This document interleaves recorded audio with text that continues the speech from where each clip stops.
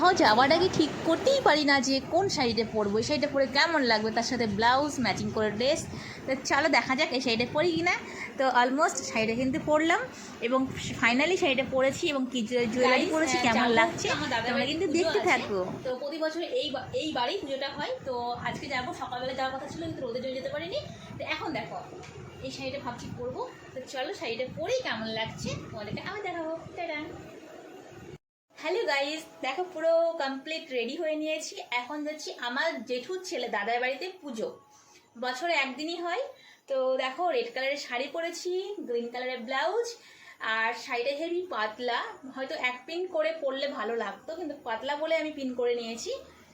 তো দেখো কেমন লাগছে, বলো কেমন লাগছে কমেন্ট করে কিন্তু বলবে। রেডের সাথে গ্রিন ব্লাউজ আর একটা চাকার পরেছি, বলে দিও কেমন লাগছে।